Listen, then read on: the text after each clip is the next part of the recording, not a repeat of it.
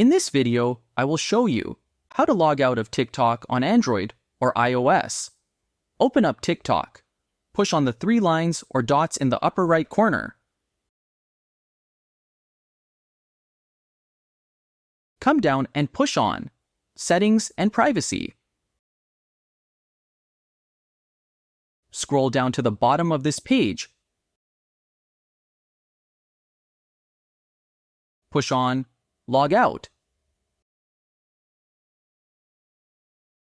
Then this red writing, Log Out.